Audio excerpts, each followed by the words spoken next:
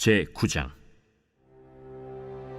내가 진실로 너희에게 이르노니 여기 서 있는 사람 중에 죽기 전에 하나님의 나라가 권능으로 임하는 것을 볼 자들도 있느니라. 엿새 후에 예수께서 베드로와 야고보와 요한을 데리시고 따로 높은 산에 올라가셨더니 그들 앞에서 변형되사 그 옷이 광채가 나며 세상에서 빨래하는 자가 그렇게 희게 할 수 없을 만큼 매우 희어졌더라. 이에 엘리야가 모세와 함께 그들에게 나타나 예수와 더불어 말하거늘 베드로가 예수께 고하되, 랍비여, 우리가 여기 있는 것이 좋사오니 우리가 초막 셋을 짓되 하나는 주를 위하여, 하나는 모세를 위하여, 하나는 엘리야를 위하여 하사이다 하니 이는 그들이 몹시 무서워하므로 그가 무슨 말을 할지 알지 못함이더라. 마침 구름이 와서 그들을 덮으며 구름 속에서 소리가 나되, 이는 내 사랑하는 아들이니 너희는 그의 말을 들으라 하는지라. 문득 둘러보니 아무도 보이지 아니하고 오직 예수와 자기들 뿐이었더라. 그들이 산에서 내려올 때 예수께서 경고하시되, 인자가 죽은 자 가운데서 살아날 때까지는 본 것을 아무에게도 이르지 말라. 그들이 이 말씀을 마음에 두며 서로 문의하되, 죽은 자 가운데서 살아나는 것이 무엇일까? 예수께 묻자와 어찌하여 서기관들이 엘리야가 먼저 와야 하리라 하나이까? 엘리야가 과연 먼저 와서 모든 것을 회복하거니와 어찌 인자에 대하여 기록하기를 많은 고난을 받고 멸시를 당하리라 하였느냐. 그러나 내가 너희에게 이르노니 엘리야가 왔으되 기록된 바와 같이 사람들이 함부로 대우하였느니라.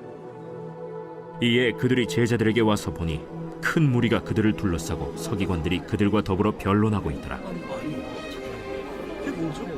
온 무리가 곧 예수를 보고 매우 놀라며 달려와 문안하거늘 예수께서 물으시되, 너희가 무엇을 그들과 변론하느냐? 무리 중에 하나가 대답하되, 선생님, 말 못하게 귀신 들린 내 아들을 선생님께 데려왔나이다. 귀신이 어디서든지 그를 잡으면 거꾸러져 거품을 흘리며 이를 갈며 그리고 파리해지는지라. 내가 선생님의 제자들에게 내쫓아달라 하였으나 그들이 능히 하지 못하더이다. 믿음이 없는 세대여, 내가 얼마나 너희와 함께 있으며 얼마나 너희에게 참으리요. 그를 내게로 데려오라. 이에 데리고 오니 귀신이 예수를 보고 곧 그 아이로 심히 경련을 일으키게 하는지라. 그가 땅에 엎드러져 구르며 거품을 흘리더라. 예수께서 그 아버지에게 물으시되, 언제부터 이렇게 되었느냐? 어릴 때부터니이다. 귀신이 그를 죽이려고 불과 물에 자주 던졌나이다. 그러나 무엇을 하실 수 있거든 우리를 불쌍히 여기사 도와주옵소서. 할 수 있거든이 무슨 말이냐? 믿는 자에게는 능히 하지 못할 일이 없느니라. 곧 그 아이의 아버지가 소리를 질러 이르되, 내가 믿나이다. 나의 믿음 없는 것을 도와주소서.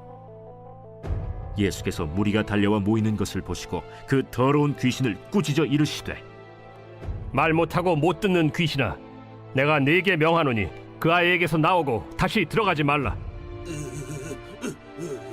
귀신이 소리 지르며 아이로 심히 경련을 일으키게 하고 나가니 그 아이가 죽은 것 같이 되어 많은 사람이 말하기를, 죽었다 하나 예수께서 그 손을 잡아 일으키시니 이에 일어서니라. 집에 들어가심에 제자들이 조용히 묻자오되, 우리는 어찌하여 능히 그 귀신을 쫓아내지 못하였나이까? 기도 외에 다른 것으로는 이런 종류가 나갈 수 없느니라.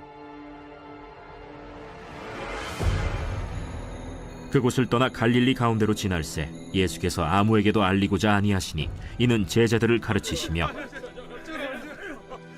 또 인자가 사람들의 손에 넘겨져 죽임을 당하고 죽은 지 3일 만에 살아나리라 말씀하셨기 때문이더라. 그러나 제자들은 이 말씀을 깨닫지 못하고 묻기도 두려워하더라. 가버나움에 이르러 집에 계실새 제자들에게 물으시되, 너희가 길에서 서로 토론한 것이 무엇이냐?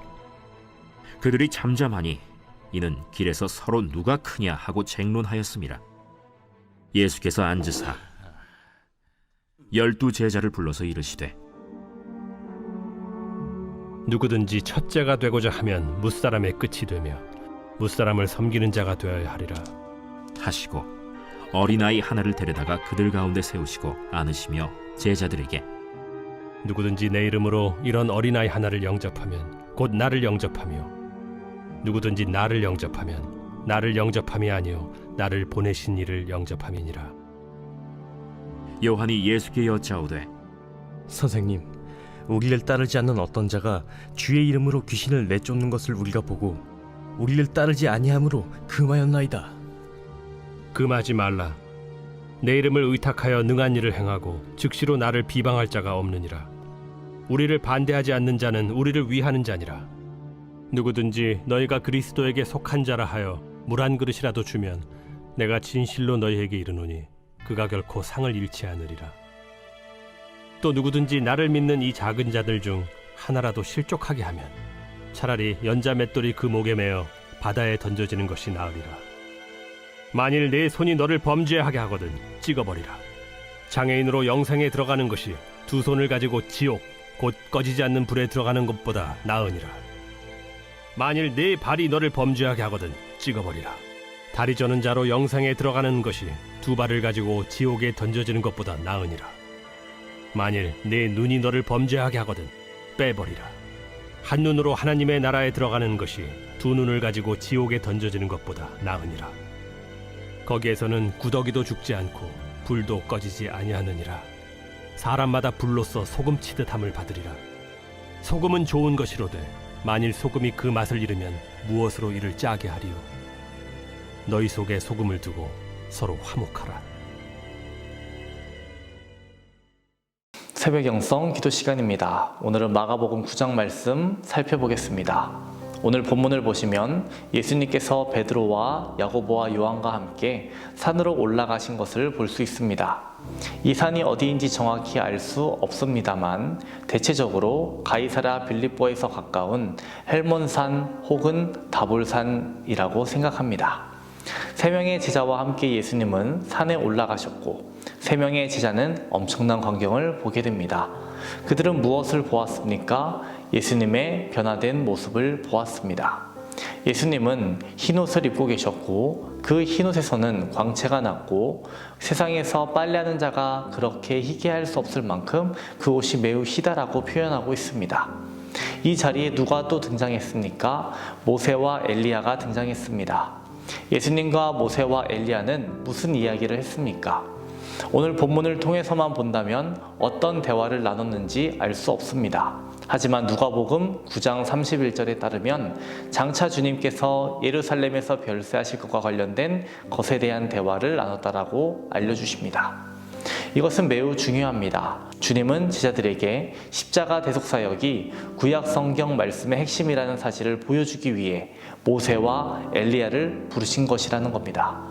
우리는 십자가 사건이 우연히 갑자기 이루어진 사건이 아니라 하나님께서 계획하신 유일한 구원의 섭리임을 굳게 믿어야 합니다. 하나님은 만세전에 그리스도를 통한 인류의 구속 계획을 세우시고 때가 되매 그리스도를 보내어 십자가에서 죽게 하심으로 하나님의 구속 계획을 성취하신 것입니다. 주님은 말씀하시기를 너희가 성경에서 영생을 얻는 줄 생각하고 성경을 연구하거니와 이 성경이 내게 대하여 증거하는 것이로다 라고 하셨습니다. 여기서 성경이란 물론 구약을 의미합니다. 또 사도 바울도 주님의 십자가 대속 진리에 대해 이렇게 증언했습니다. 이제는 율법에 하나님의 한 의가 나타났으니 율법과 선지자들에게 증거를 받은 것이라. 주님의 대속 사건은 모세와 엘리야로 대표되는 구약, 곧 율법과 선지자들의 증거의 핵심입니다. 우리는 구약의 율법과 선지서들의 초점이 그리스도의 대속 은혜에 맞춰져 있음을 늘 생각해야 하겠습니다. 예수님과 모세 그리고 엘리야의 대화가 베드로와 다른 제자들의 귀에는 들리지 않았습니다. 그래서 베드로는 엉뚱한 말을 합니다. 베드로가 예수께 고하되 랍비여 우리가 여기 있는 것이 좋사오니 우리가 초막 셋을 짓되 하나는 주를 위하여 하나는 모세를 위하여 하나는 엘리야를 위하여 하사이다 하니. 베드로와 제자들에게 예수님과 모세와 엘리야의 대화는 들리지 않았고 오직 변화산 위에서의 영광만 보았습니다. 그들은 오직 십자가 없는 영광만을 구하는 것입니다. 그래서 그들은 여기 있는 것이 좋사오니라고 한 것입니다. 이것이 바로 인간의 모습인 것입니다. 인간들은 언제나 갈보리보다는 변화산을 더 좋아합니다. 갈보리는 아예 생각하기조차 싫어합니다. 그러나 여러분, 우리가 알아야 할 것은 변화산의 영광은 주님께서 갈보리 십자가를 지신 이후에 온전히 얻으실 것이라는 겁니다. 갈보리는 변화산의 영광을 온전히 얻기 위해 반드시 거쳐야 할 과정이라는 겁니다. 갈보리가 없다면 변화산의 영광도 성취되지 않을 것이라는 겁니다. 이것은 우리에게도 마찬가지입니다. 우리가 십자가의 길을 가지 않는다면 영광을 얻지 못합니다. 사도 바울은 로마서 8장 17절에서 우리가 그리스도와 함께 영광을 받기 위하여 고난도 함께 받아야 한다라고 말하고 있습니다. 우리는 주님과 함께 갈보리로 하는 것을 결단해야 합니다. 주님과 함께 갈보리로 가는 것을 주저하거나 두려워하지 않아야 합니다. 8절을 보겠습니다. 제자들이 정신 차려서 둘러보니 오직 예수님 외에는 아무것도 보이지 않았다라고 말하고 있죠. 제자들의 눈에는 그들이 보고 섬기고자 했던 엘리야도 모세도 더 이상 보이지 않았습니다. 두렵고 영광스러운 하나님의 구름도 보이지 않았습니다.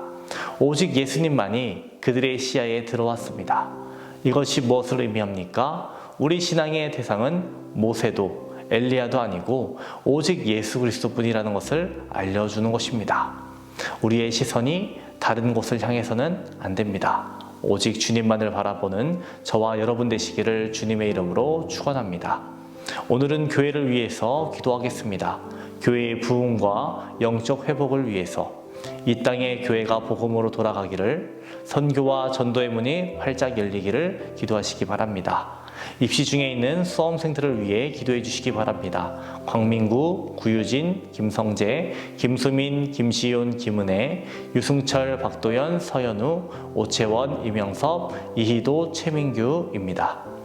11월 7일부터 12일까지 가정회복과 자녀 축복을 위한 전교인 특별 새벽 기도회가 있습니다. 기도로 준비해 주시기 바랍니다. 담임 목사님은 말레이시아 진관 성격교회 집회 일정 중에 계십니다. 모든 일정을 위해 기도해 주시기 바랍니다. 기도하겠습니다. 우리를 사랑하시는 주님, 오늘도 주님의 말씀을 통해 주님의 사랑을 우리 마음에 새겨봅니다. 주님께서 우리를 자녀 삼아 주셨으니 하나님께 감사와 영광 돌리는 삶 살아가도록 우리를 인도하여 주옵소서. 오늘은 교회를 위해 기도합니다. 교회의 부흥과 영적 회복을 허락하여 주옵소서. 이 땅의 교회가 복음으로 돌아가게 하여 주옵소서. 선교와 전도의 문이 활짝 열리게 하여 주옵소서. 담임 목사님의 사역 가운데 항상 함께하여 주시고 기도로 준비하시는 모든 일정 가운데 함께하여 주옵소서. 영권, 인권, 물권을 더하여 주시옵소서. 말씀 선포하실 때마다 죽어가는 영혼들 살려주시고 얼음처럼 차갑고 바위처럼 굳은 심령들 깨어지고 뜨겁게 하여 주옵소서. 입시 중에 있는 수험생들을 위해 기도합니다. 진로의 길을 열어주시옵소서. 좋은 결과 얻게 하여 주시옵소서. 어려움 겪지 않게 하여 주시옵시고 실수하지 않게 하여 주시옵소서. 모든 과정 속에서 하나님 의지하고 믿음으로 서게 하여 주옵소서. 대문을 위해 기도한 성도에게 자녀를 허락하여 주시옵소서. 사고로 입원한 성도 일으켜 주시옵소서. 투석으로 어지럼증으로 디스크로 고생하는 성도들 고쳐주시옵소서. 공황장애, 불면증, 우울증으로 고통받는 성도들 내적 치유를 허락하여 주시고 평안함 허락하여 주옵소서. 암투병 중에 있는 박재순 권사님, 유은영 권사님, 김시아 권사님, 이영숙 권사님, 오유미 성도님, 박서연 정연, 유규민 정연 주의 손으로 안수하여 주셔서 깨끗이 낫게 하여 주시옵소서. 주의 강산을 비춰 주시옵소서. 암세포가 제거되고 재발하지 않게 하여 주시옵소서. 연로하신 장로님, 권사님, 집사님들 건강하게 도와주시옵시고 병상에 눕지 않고 마지막 날까지 걸을 수 있는 은혜를 허락하여 주시옵소서. 우리의 소망이 되시는 예수님의 이름으로 기도합니다. 아멘.